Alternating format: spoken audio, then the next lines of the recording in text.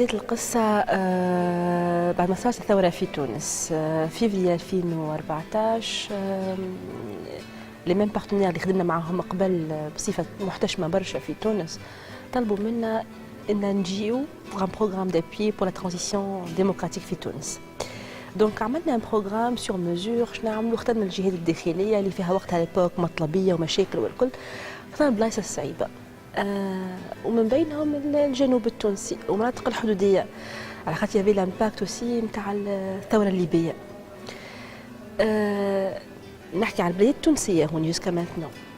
دونك عملنا دورات تكوين البلديات التونسية. البلديات التونسية قالوا لنا راهو فما كونتاكت كبير مع البلديات الليبية، وراهو هما يسون معناها يتخوف انتريسون كان نجموا ندخلوا البلديات الليبية معنا.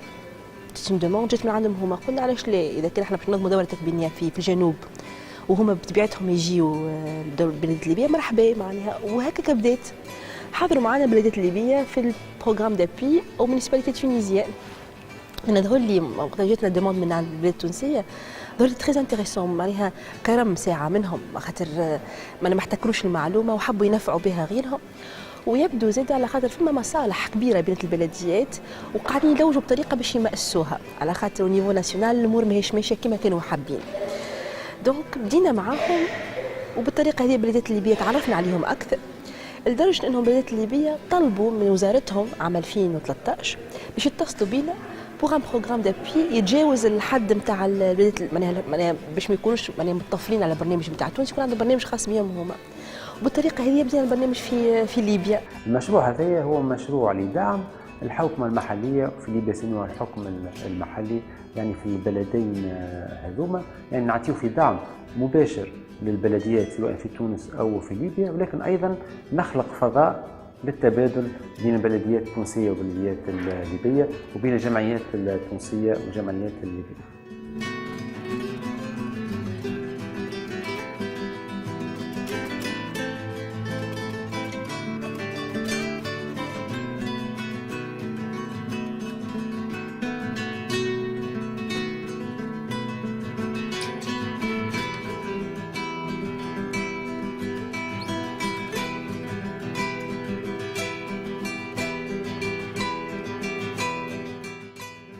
الملتقى هذا هو المؤتمر الختامي لبرنامج دام لمدة سنتين، اللي هو برنامج دعم الحكم الديمقراطي المحلي وترسيخ السلم الاجتماعي أو السلام الاجتماعي بليبيا وتونس. البرنامج هذا دام لمدة سنتين، كانوا فيه عدة أنشطة وعدة تدريبات. توا احنا في المرحله الختاميه للبرنامج هذا، ارتأينا انه ننظموا هالمؤتمر الختامي نجمعوا فيه الاطراف اللي ساهمت لمده سنتين، الاطراف المحليه سواء من البلديات سواء من المجتمع المدني الليبي، وايضا كان ثم مشاركه لبلديات الحدوديه التونسيه اللي هما بن قردان مدنين وذهيبه، ومشاركه من المجتمع المدني التونسي من البلديات الحدوديه. فكرة البرنامج بتاع المؤتمر ما حبيناهاش تكون كلاسيكية ومعتادة، قلنا علاش لا، هو مؤتمر ختامي نجموا فيه الأطراف الكل يتقابلوا، اللي ما تقابلوش قبل من البلديات ينجم يكون هذا إطار ليهم باش يتلقاو فيه، في نفس الوقت باش نسألوهم شنو اللي مشى وشنو اللي ما مشاش في البرنامج نتاعنا. التجربة أنا حضرت فيها ورشتين عمل. كانت الورشة الأولى في مدينة اسطنبول، استمرت لمدة 5 أيام، كانت حقيقة من أروع ما حضرت من ورش العمل، وكانت بالنسبة لي شخصيا على الصعيد الشخصي كانت استفادة كبرى، حتى في مجال التخصص اللي أنا في كعضو هيئة تدريس في إحدى الجامعات الليبية. يعني خذينا فكرة عن كيفية أنك أنت تبدأ وتشارك الآخرين في عملية صنع السلام في ليبيا. الفكرة هذه طبعا يعني قدمت لنا العديد من تجارب الدول السابقة في هذا المجال، تجارب الناس في العديد من دول العالم.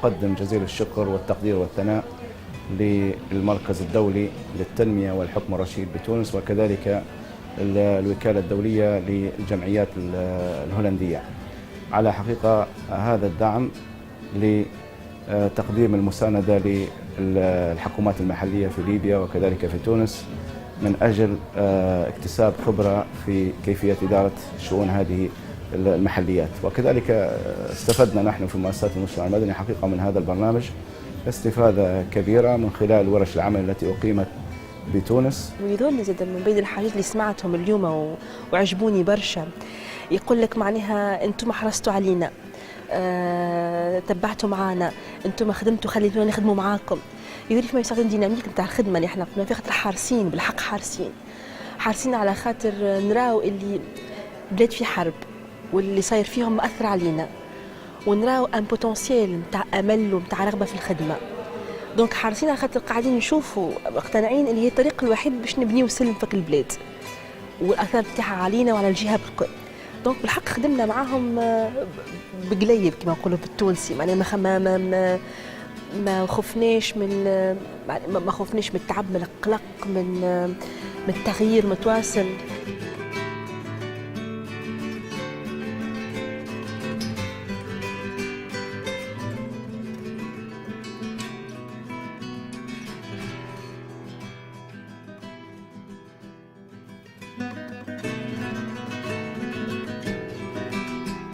أصبح يعني في حالة ليبيا مثلا العنف أصبح يعني حاجة معتادة أو يعني حاجة عادية، يعني أنك تسمع كلمات عنف في الإعلام، تسمع كلمات عنف في الشارع، تسمع كلمات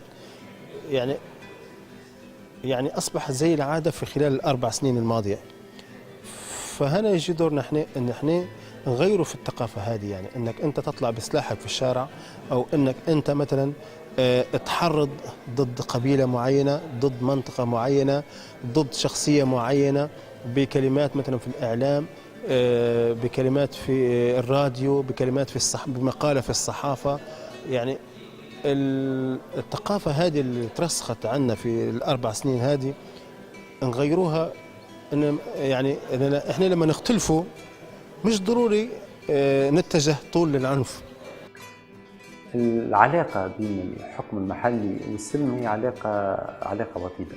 في ظل نحن نعرفوا ال4 سنين اللي فاتوا الوضعيات اللي مرت بهم ليبيا واحيانا يعني تونس والمنطقة الحدودية التونسية والليبية، يعني تستدعي معناها جهود كبيرة لإرساء الأمن. في الجهود هذه ماهيش فقط دور الدولة كسلطة معناها مركزية، بالإضافة للدور هذايا يلزم زاد أيضا البلديات والمجتمع المدني يكون عنده دور. اذا كان الناس كل واحد في اطاره، كل واحد في السلم نتاعو على المستوى المحلي، على المستوى الجهوي وعلى المستوى الوطني، الناس كل تعمل من اجل معناها ارساء السلم، سيكون هناك معناها جهود كبيره ونتائج كبيره في هذا الميدان.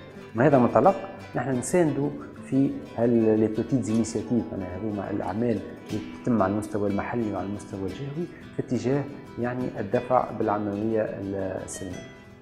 وكان لنا احنا حقيقة مبادرة نحن مؤسسات المجتمع المدني في منطقة الجنوب الليبي بشكل عام، اللي هي مبادرة أبناء الجنوب من أجل حقن الدماء وإنقاذ ليبيا. فاستفدنا حقيقة من خلال ورش العمل اللي أقامها المركز الدولي للتنمية والحكم الرشيد. استفدنا من آلية التواصل مع المجالس البلدية وكذلك مع عموم الناس في المناطق اللي زرناها. احنا تقريبا زرنا حوالي أكثر من 30 مجلس بلدي في ليبيا، وتواصلنا بالعلاقة مع المجالس البلدية هي اللي هيأت لنا ظروف الاجتماعات واللقاءات وظروف الإقامة في كل مكان، فكان حقيقة تواصل جيد. هذه المبادرة تهدف إلى حقن دماء الليبيين. نحن نعرف أن هناك أزمة في ليبيا حقيقية خلال المرحلة الانتقالية الحالية، وندعو الله أن نتجاوز هذه المرحلة بكل أمان إن شاء الله.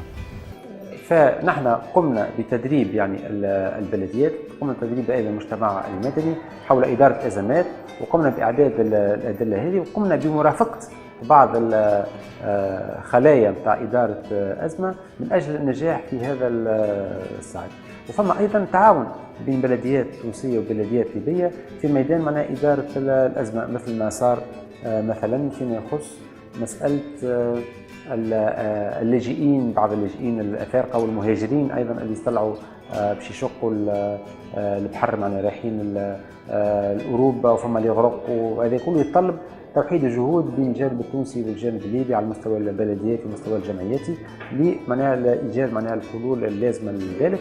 بس باستعمال الاليات اللي نحن قمنا بتدريبهم فيها وفي هذا المجال. هذا اللي يقع علينا احنا يعني كليبيين وكنشطاء نعمل يعني خلينا دوره في السلام ونعمل من اجل تغيير ثقافه السلام، ان احنا نغيروا مثلا حتى بكلمه طيبه، يعني مثلا الشخص المقتول الله يرحمه، هذه يعني ابسط حاجه. الاطفال في المدارس، المعلمين،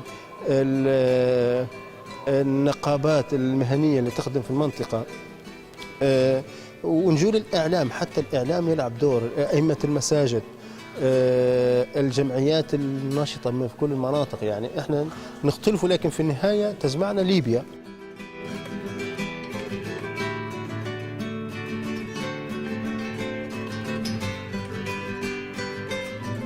المشروع كان يستهدف إنشاء قاعدة بيانات لمدينة غريان.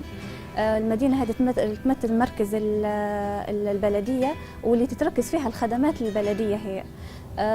طبعا ظروف صعبة، فيها شح بيانات، فيه عدم توفر البيانات وصحتها لعدم توفر البنى التحتية للمؤسسات ككل. يعني ناهيك أن بعد أحداث الثورة صار فيه تدمير أو مثلا لبعض البيانات وغيرها كانت متوفرة، فكان التركيز على المخطط هو كبداية، وإن شاء الله يعني في مراحل جاية تشمل جميع المدن أو التجمعات السكنية الواقعة ضمن نطاق البلدية. كان الشغل يتركز على الأحياء والمجاورات هي كأساس. هما كانوا مشاريع نموذجية استهدفت التخطيط الاستراتيجي في البلدية، استهدفت التواصل والاتصال، استهدفت المجال البيئي. فما زوج مشاريع استقطبوا برشا اهتمام، هو مشروع استراتيجية تنمية المدينة، مشروع مثال تصرف النفايات، مثال البلدي لتصرف النفايات، ومشروع الاتصال الخارجي. احنا أول ما بدينا في كان العمل المشترك مع المركز الدولي من خلال بعض البرامج التوعوية والتدريبية في مجال الحكم المحلي، مع برنامج قبل انتخابات المجلس البلدي. انتقلنا منها إلى استمرار للتعاون في مجال بعد انتخابات المجلس البلدي قمص، وانطلقنا مع برنامج استراتيجية تنمية مدينة الخمس، وكان بالاتفاق على تفعيل دور المؤسسات المجتمع المدني بالاشتراك مع المركز الدولي للتنمية المحلية والحكم الرشيد. الإدارة بشكل عام في ليبيا تنقصها هالبرامج، يعني حتى لو ممكن دربنا العناصر في البلدية حتكون في السلطة التشريعية وحتى في المجتمع نفسه. يعني موضوع التواصل موضوع يعني جديد، سواء على من ناحية المجتمع ومن ناحية الإدارة، سواء كانت الإدارة التنفيذية أو غيرها من الإدارات اللي ممكن أنها تواصل مع البلدية. استفدنا حقيقة كثيرا. بالنسبة لبلدية براك الشاطئ كان لديها من ضمن البرامج بالتعاون مع المركز الدولي هو كان في برنامج للتواصل الخارجي، وهذا طبعا يعطي مزيد من اكتساب الخبرة لممثلي الحكم المحلي داخل البلدية في كيفية التواصل مع الجهات الأخرى مثل مؤسسات المجتمع المدني وكذلك الحكومة المركزية وبقية مؤسسات الدولة. نحن في الدورات، حتى في الدورات التدريبية اللي متجهة للبلديات أساسا شاركنا المجتمع المدني. علاش؟ قلنا يلزم المجتمع المدني يعرف كيف تخدم البلدية، شنو هي الصعوبات اللي تواجهها البلدية، شنو هو نمط العمل البلدي. هذه علاش؟ باش يقرب وجهات النظر. يعني لاحظنا في عديد المرات لما زرنا ليبيا ولما زرنا البلديات التونسية، هو أنه فما كانت نوعا ما من الفجوة بيناتهم، أنه البلدية ما تعرفش خصائص العمل نتاع المجتمع المدني. المجتمع المدني يطغى عليه علاقته مع البلدية المطلبية، اعطيني كذا واعطيني كذا وعلاش ما تعمليش هذا وما تعمليش هذا. ما عندوش فكرة المجتمع المدني على خبايا العمل البلدي وشنو العوائق في العمل هذا. الفات أنهم اشتغلوا مع بعضهم وقعدوا مع بعضهم وشافوا بعضهم بعض الحاجات وشوفنا كيفاش يتم العمل البلدي، ولات هذا عنده فكرة على الشغل نتاع الآخر والآخر عنده فكرة على الشغل نتاع هذا. خلي حتى لما تكون فيه مواضيع تستدعي مع الشراكة بيناتهم تكون العملية هذه يعني طيبة.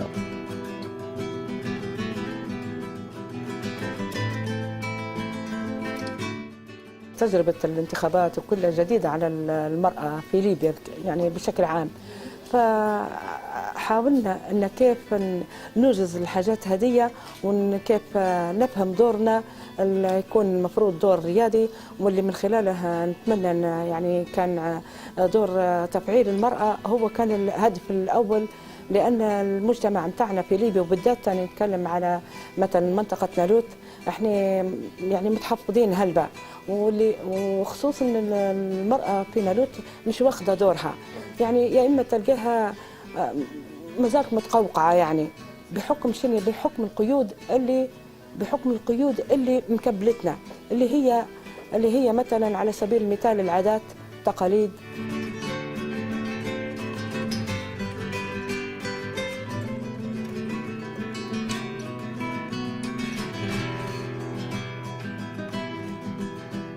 كانت عندي أفكار أو مصطلحات مغلوطة استفدت منها من خلال الورش، إن مثلا الأفكار المغلوطة عندي ولكل الشباب والنساء، يعني الأغلبية نقدر نقولوا إن المشاركة مثلا فيها مفهوم معين، لما إن المشاركة مقتصرة على الرجل بس، مثلا إن لقينا أن المشاركة ما هيش مقتصرة على الرجل، المشاركة أنها مقتصرة على كل الفئات، على أي شخص يقدر يأثر.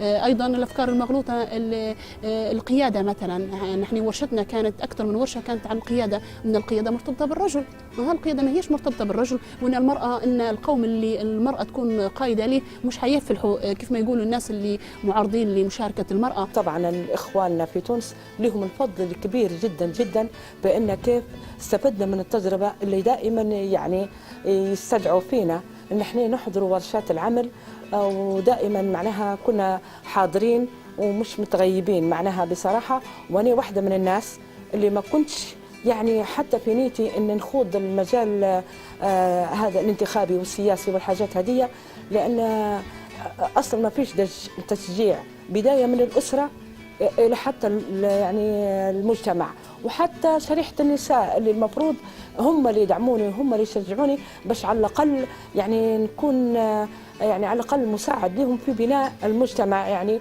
ونفعل دور المرأة.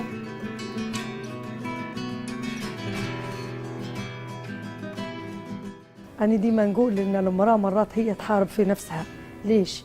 احنا عاطين 5 مقاعد للعامة، يعني تنجم المرأة تنتخب في ال5 المقاعد هم، أما هي استغنت على المقاعد هم ومشت ترشحت في كرسي اللي مخصص للمرأة فقط، وهو القانون في حد ذاته كويس إنه أجبر إنه يكون فيه مقعد للمرأة باش المرأة هي تقدمت.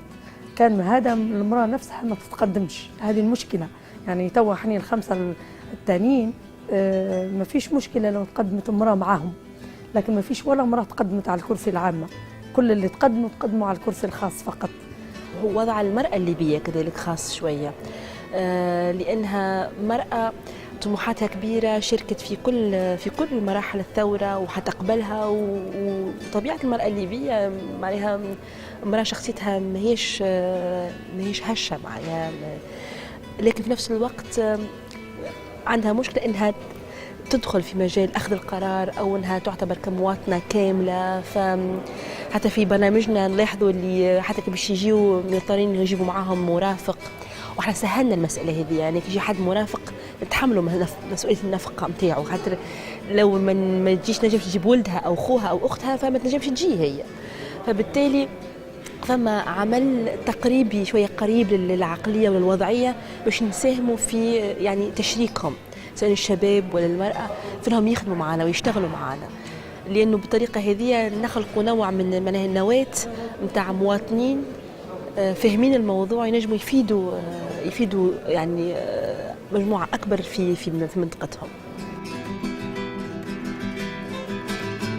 الشباب في البدايه كلهم عندهم تقاعس، يقولوا لك احنا رغم ان شاركنا في الثوره والدور الاول كان لنا احنا، لكن في المؤسسات الانتخابيه للدوله ما تلقاش الشباب، لان ممكن في التجربه الانتخابيه الاولى وقع لهم نوع من الاحباط، ان احنا ما نشاركوش لان ما فيش فايده، لكن بحكم ان مؤسسات المجتمع المدني تخدم على الموضوع هذا، فالشباب اللي موجود في مؤسسات المجتمع المدني يعتبر شباب مثقف. يعني انك انت مثلا في الاستبيان اللي اندار ليبيا تبي ليبيا تكون دوله ديمقراطيه، وقع 67% قالوا نعم نبوا ليبيا تكون دوله ديمقراطيه رغم المشاكل اللي تكون من خلال الديمقراطيه هذه. 67% باهي، ما دام 67% قلتوا نعم احنا نبوا ديمقراطيه، اذا طيب شاركوا.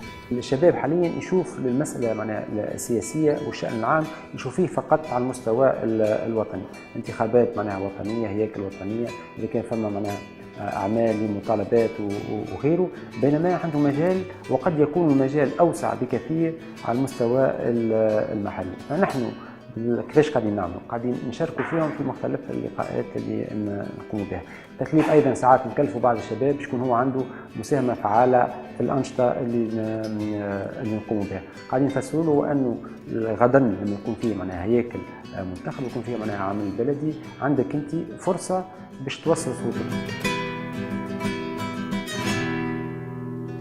انا كشاب مثلا تواجهني الصعوبات اليوم، يعني المعيشه اليوميه، ظروف مثلا اذا كانت دراسه او اذا كان حتى كنت ناشط. انا شاب في بدايه الطريق، مش كيف السياسيين الموجودين في مراكز السلطه يعني، فنتاثر بهم. لكن احنا نعول على الوعي، يعني احنا ندرك الخطر وندركوا ان احنا كشباب ونمثلوا يعني في ليبيا 60-70% من نسبه السكان، يعني الدور يقع علينا احنا، يعني مش يقع على الكهول او الساسه الكبار يعني مثلا. فلهذا يعني ضروري نتحمل العبء هذا، يعني حتى ولو انه صعب. بالنسبة للشباب يظهر لي تجربتنا في تونس ولا في ليبيا، يظهر لي الشباب مهم انه تعطيه مساحة باش يعبر. وهذا باش بدينا في ان نفتح مجال للشباب ان يعبر على رايه وانه يسمع ويحترم. بالطريقة هذه إذا كان يحس اللي هو مسموع بطبيعة الحال باش يقدم من نفسه معناها. الآن احنا بصدد في ليبيا ببناء الدولة الحقيقية، دولة المؤسسات والقانون. نريد أن نستفيد حقيقة من خبرة تونس في هذا المجال، ونريد أن نستفيد كذلك من الخبرات الدولية. عندما تمتزج الخبرة الدولية بخبرة تونس، وتونس طبعا حتى عاداتها وتقاليدها الاجتماعية كذلك طقوسها قريبة إلى المجتمع الليبي، فبالتالي نحن يعني نتطلع إلى استفادة كبيرة حقيقة من خلال التعاون ما بين تونس وليبيا في كافة المجالات، بالذات في مجال الحكم الرشيد والتنمية المحلية.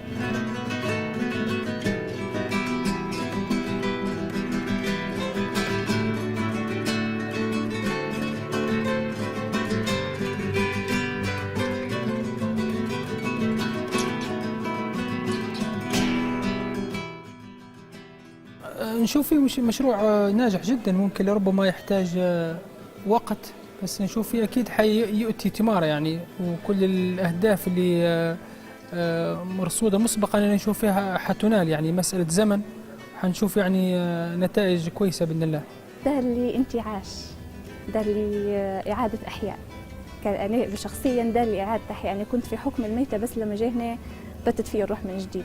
أنا من عشاق البرنامج هذا، من سنين نحلم إني نشتغل على البرنامج هذا، فهذه نعتبرها منحة من الله سبحانه وتعالى، وإن شاء الله نستمر فيها ونفيده يا رب. الإضافة إن ما في شيء مستحيل، يعني إمكانية التطوير موجودة، المراكز موجودة، عبارة عن شيء إنك أنت تكون عندك روح المبادرة، إنك أنت يعني تشتغل، انك تبادر، انك تكون عندك روح المبادره بحيث تقدر تقدم شيء سواء لمجتمعك ولا لمؤسساتك ولا كذا. النجاح هذايا معناها نجاح معناها تكون عنده وقع كبير اذا كان المحليات في تونس وليبيا تنجح باش تكون هي مؤسسات فاعله من الناحيه الاقتصاديه، من الناحيه الاجتماعيه، من الناحيه الامنيه، تساهم معناها في السلم الاجتماعي. الإضافة اللي صارت لي إنه اللي تكتب على كنظريات يمو تطبيقه، لكن يلزمه صبر ويلزمه صلابة جأش ويلزمه وسع البال ويلزمه اهتمام بالتفاصيل. اللي تعلمته زاد اللي المسائل أعقد شوية من اللي تظهر، لكن ما هيش مستحيلة. وأنا نحكيه على مغرب عربي كبير ومسألة ممكنة، أما لازم ناخذوها يعني لاغوسات لازمها تكون صحيحة. هذا اللي تعلمته يظهر لي التعاون مع تونس وليبيا.